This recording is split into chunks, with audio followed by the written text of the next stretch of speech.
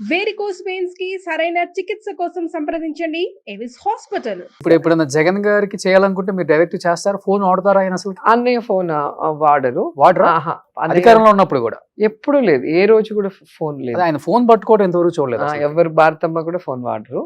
వాళ్ళ PA communication ఎలా? మన KNR గారు ఉన్నారు కదా, వాళ్ళకి ఫోన్ చేస్తే ఏదైనా అర్జెంట్ విషయం అయితే వాళ్ళు ఇస్తారు ఫోన్. అలాగే భారతమ్మకు కూడా ఒక PA ఉన్నారు. PAకి ఫోన్ చేసి మనం ఏం విషయం అని చెప్తే వాళ్ళు చెప్తారు, వెంటనే ఫోన్ లోకి వచ్చేస్తారు. ఇప్పుడు వాళ్ళ అమ్మగారు చేయాలనుకున్నా, ఎవరు చేయాలనుకున్నా వాళ్ళకి చేయాల్సిందే. నెంబరు ఇంట్లో వాళ్ళతోనే ఉంటారు, ఎప్పుడు కూడా పక్కనే ఉంటారు. ఓకే, పక్కనే ఉంటారు, వాళ్ళ దగ్గర ఉంటుంది ఫోన్. కానీ ఫోన్ లేకపోతేనే చాలా సమస్యలు పరిష్కారం దానంతటే అవుతాయి అనిపిస్తుంది ఇప్పుడు చూస్తే.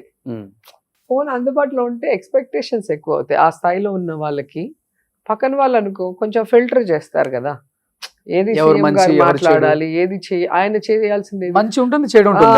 సో వీళ్ళు ఫిల్టర్ చేసేసి అవసరమైనది మాత్రమే వాళ్ళకి అందుబాటులోకి తీసుకొస్తే అది కరెక్ట్. ఇలాంటి ఫస్ట్ టైం చూడటం ఇలాంటి చీఫ్ మినిస్టర్ ఫోన్ వాడినాయన్ని. ఇంకొకటి రేవంత్ రెడ్డి గారు కూడా వాడర్ అని ఈ మధ్య తెలిసింది. హెల్తీగా ఉంటారు అందుకే వాళ్ళు. రేవంత్ రెడ్డి గారు కూడా వాడర్ అంట. ఆయన ఫోన్ ఉంది ఎత్తడు అంతే, ఆయనకు అవసరం ఉంటే మాట్లాడేవాళ్ళు. అప్పుడు కూడా కొడాలి నాన్న అంతే, ఆయనే ఫోన్ చేస్తేనే ఎవరైనా ఫోన్ చేస్తే ఎత్తారా అన్న కూడా. ఓకే, సో అట్లా వాళ్ళ ఇద్దరు అలవాటు అలా ఉంటుంది. ఎక్కువ అన్నానే పిలుస్తారు మీరు నాయకుల్ని? కొడాలి నాన్న వాళ్ళు నాకు అప్పటి నుంచి తెలుసు కదా. అంటే నాయకుల్ని ఎక్కువ అందరినీ అన్నాను, అన్నగా ఫీల్ అయిన వాళ్ళని అన్న అంటే. అందరిని ఎందుకు అన్న అంటాను నేను, దానికి ఒక వాల్యూ ఉండాలి కదా. అన్నకి కూడా ఒక వాల్యూ ఉండాలి. అన్న అనే పదం చాలా పవిత్రమైంది. ఏదో టైం పాస్ కి అందరిని అన్న అనేది అట్లా ఇష్టం ఉండదు నాకు. కేసీఆర్ గారిని అన్నానే అంటారు కదా. నేనా? నాన్న, పెదనాన్న, ఓ బిడ్డ అంటారు కదా. ఓ సూపర్. సో ఎనీహావ్ మళ్ళీ బ్యాక్ టు కాన్స్టిట్యున్సీలో గట్టిగా ఉన్నారు, చెన్నై వెళ్ళలేదు. నేను నన్ను నమ్ముకున్న వాళ్ళకి నేను ఓడిపోయాం కాబట్టి, అంటే నాకు ఓటేసిన వాడికి నేను చూసుకోవద్దా? నాకు పనిచేసిన లీడర్స్ ని కార్యకర్తలను చూసుకోవాలి, నా ఓటేసి అభిమానించిన వాళ్ళని నేను చూసుకోవాల్సిన అవసరం ఉంది. కాబట్టి ఒక కంటిన్యూస్ గా ఈ 5 months లో మీరు చూడండి, పేపర్ తెప్పించుకొని చూస్తే తెలుస్తుంది. అన్ని స్టేట్ న్యూస్లు రావు కదా. అవును, కుంభాభిషేకాలు కానీ, డెత్లు కానీ, పెళ్లిళ్ళు కానీ, పరామర్శలు, కాలు ఫ్రాక్చర్ అయి ఉంటుంది లేదా హెల్త్ బాగాలేదు, అన్ని కంటిన్యూగా చేస్తూ ఉంటాను. నా స్టేటస్ చూస్తే మీకు తెలుస్తుంది. ఎవ్రీడే నా స్టేటస్ చూస్తే ఒక రైల్ లాగా ఉంటుంది. నేను ఎక్కడున్నాను, ఏం చేస్తున్నాను అనేది మీకు తెలిసిపోతుంది. సో ఎలక్షన్స్ టైంలో జగన్ గారిని మెప్పించే ఒక డైలాగ్ చెప్పారు, ఆయన ఆపకుండా నవ్వుకున్నారు. ఏది? సో మొరగని కుక్క ఉండదు, వాగని నోరు ఉండదు, ఇది రెండు లేని ఊరే ఉండదు. అది అర్థమైందా రాజా? తమిళ్లో కూడా చెప్పారు. ఇప్పుడైనా చెప్పచ్చు. ఏదో ఒకసారి మీ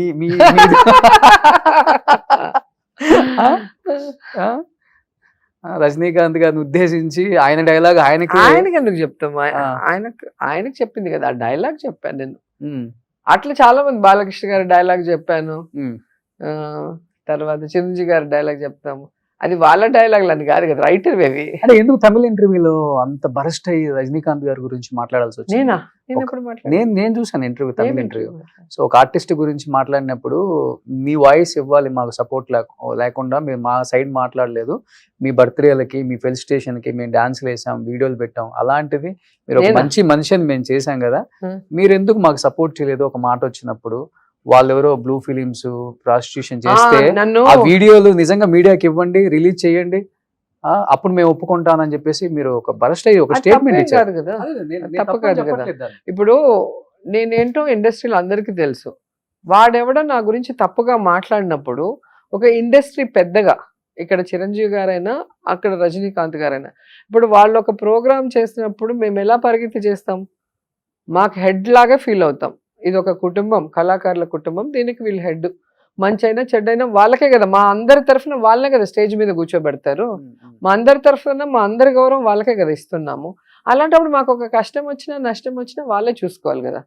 ఈరోజు పాలిటిక్స్లో లేకపోయినా మీనా కానీ, రమ్యకృష్ణ కానీ, రాధిక గారు కానీ, ఖుష్బూ కానీ, ఖుష్బూ వేరే పార్టీలో ఉన్నా కూడా ఒక విమెన్గా, ఒక ఆర్టిస్ట్గా నాకు సపోర్ట్ చేశారు. మరి మీరు ఎందుకు చేయలేదు? మీ పిల్లల పెళ్ళిళ్ళు పిలిచినా పరిగెత్తి వస్తాం, మీ బర్త్డే అంటే అందరం వీడియోలు ఇస్తాం. మీరు నడిగర సంఘం షో చేస్తాం కదా, మనీ కలెక్ట్ చేసి బిల్డింగ్ ఆర్టిస్టుల కోసం కట్టారు, మేమేం దాంట్లో ఉండం కదా. అయినా మేము ఎందుకు వచ్చి ఫ్రీగా చేసాం ఆ రోజు అంత టాప్ పొజిషన్స్లో ఉన్నప్పుడు. ఇది మన కుటుంబం, మనం అందరం ఒకటిగా ఉండాలి అనే కదా ఆ రోజు చేసాం.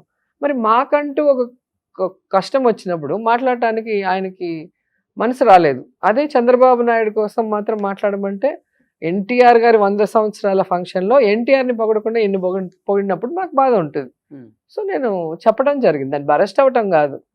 ఎవరో ఒకరు మాట్లాడాలి కదా, ఎవరు మాట్లాడకుండా ఉంటే ఎట్లాగో తెలుసు, వాళ్ళకైనా తెలియాలి కదా. నెక్స్ట్ ఇంకెవరికైనా జరిగినప్పుడు ఓహో మన రెస్పాన్సిబిలిటీ ఇండస్ట్రీలో ఒకరికి అయినప్పుడు మనం మాట్లాడిపోతే వాళ్ళు ఫీల్ అవుతారు అనేది వాళ్ళకి తెలియాలి.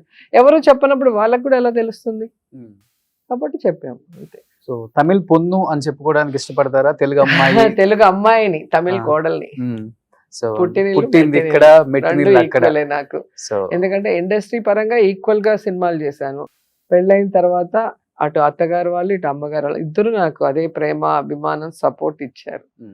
సో కాబట్టి ఈ రెండు నాకు ఇష్టమే, ఇక్కడ కూతురుగా అక్కడ కోడలుగా ఇష్టం. సూపర్. సో రాజకీయాలకు అతీతంగా ఈ రోజు రోజా గారి ఇంటర్వ్యూ చేయడం జరిగింది. ఎందుకంటే మొత్తమే రాజకీయాలు మాట్లాడే, రాజకీయాలకు అతీతంగా అంటే రెండు మిక్స్ చేసాం అనమాట. ఎందుకంటే తప్పదు, ఆమె దాంతో కనెక్షన్ పెట్టుకొని ఉన్నారు కాబట్టి. రాజకీయాలు అర్థమైంది, రాజకీయాలు మాట్లాడకపోతే టీఆర్పీ రాదనేసి. మామూలు సినిమాలు అంటే చూడరు కదా, సో ఫైర్ ఉండాలి ఎక్కడ ఒక చోట. మీరు మెల్లిగా పెట్టారుగా. సో బట్ తను 34 సంవత్సరాల క్రితం చేసిన సినిమాలు ఇప్పటికి మనం టీవీలో ఈటీవీ సినిమా ఇవి చూస్తున్నప్పుడు వీళ్ళెంత గొప్ప నటులు అర్థమవుతుంది. ఆ ఫేస్ లోనే ఆ హావభావాలు, ఆ ఎక్స్ప్రెషన్స్ పలికించిన గొప్ప గొప్ప నటులు మీరంతా కూడా. రమ్యకృష్ణ గారు, మీనా గారు, రోజా గారు, 6 లెటర్తో ఉన్న వాళ్ళందరూ రాణించేశారు. సో ఎక్కడికో వెళ్ళారు, టాప్ పొజిషన్కి వచ్చారు. ఇప్పటికీ ఇండస్ట్రీలో మీకు అండ్ బయట ప్రేక్షకుల్లో ఒక ప్లేస్ అయితే ఉంది వాళ్ళ మనసుల్లో. మా మా మా మా మేము ఎంతగానో ప్రేమించిన గొప్ప గొప్ప నటీ మంది వీళ్ళంతా అని. బట్ ఆ ప్రేమని మటుకు ఎవ్వరు కూడా చేయలేరు, అసలు అవ్వదు కూడా అది. సో టీవీల వల్ల మా సినిమాలు మళ్ళీ రిపీటెడ్ గా రావటం వల్ల ప్రజల్లో మేము ఇంక కూడా అలా వాళ్ళ మనసుల్లో నిలిచిపోయాం. అవును, ఇప్పటికీ ఒక సాంగ్ పెడితే ఆమె ఫేస్ లో ఎన్ని ఇలా చాలా ఇష్టమైన పని డాన్స్ చేయటం అనేది. ఒక పాట వేస్తే ఎంత ఇష్టమో తెలియకుండా కాళ్ళు చేతులు ఆడుతుంటాయి. నేను ప్రెగ్నెంట్ గా ఉన్నప్పుడు కూడా ఆయన అంటున్నాడు, నాకు పాట వేస్తే ఒకటే డాన్స్. ఓకే, సో మీరు ఎంతగానో ప్రేమించే, చాలా ఇష్టమైన, మీరు ఎంతగానో ప్రేమించే ఇండస్ట్రీ మళ్ళీ మిమ్మల్ని కోరుకుంటే డెఫినెట్ గా మీరు కోరుకుంటున్నారు కాబట్టి రావాలి అని చెప్పేసి. So directors and producers my humble request. So మళ్ళీ మన పాత తరం నటీ నటులు అందరూ కూడా ఒక్కసారి ఇప్పుడున్న తరంతో యాక్ట్ చేస్తే ఆ కాంబినేషన్ చూడాలని. ఆ కాంబినేషన్ సూపర్ డూపర్ హిట్ అయ్యే ఛాన్సెస్ ఆల్రెడీ రిపీట్ అయినాయి కాబట్టి. సరిలేరు నీకెవరు, బాహుబలితో మళ్ళీ ఏంటో వాళ్ళ వీళ్ళు కాంబినేషన్ కలిస్తే సక్సెస్ అనే పేరు సో చెవికి వినిపిస్తే ఎలా ఉంటుంది. రజనీకాంత్ గారి డైలాగ్ సుమ్మా అదుర్దిల్లా కలిస్తే కాంబినేషన్. సో ఆ కాంబినేషన్ మళ్ళీ కలవాలని మనస్ఫూర్తిగా రోజా గారిని మంచి మంచి క్యారెక్టర్స్ కి మనం ఉపయోగించుకుంటే ఆమెకిచ్చే గౌరవం ఆ సినిమాలో మనకు కనపడుతుంది స్క్రీన్ మీద. సో మళ్ళీ మేము బిగ్ స్క్రీన్ మీద మిమ్మల్ని చూడాలి మేడం.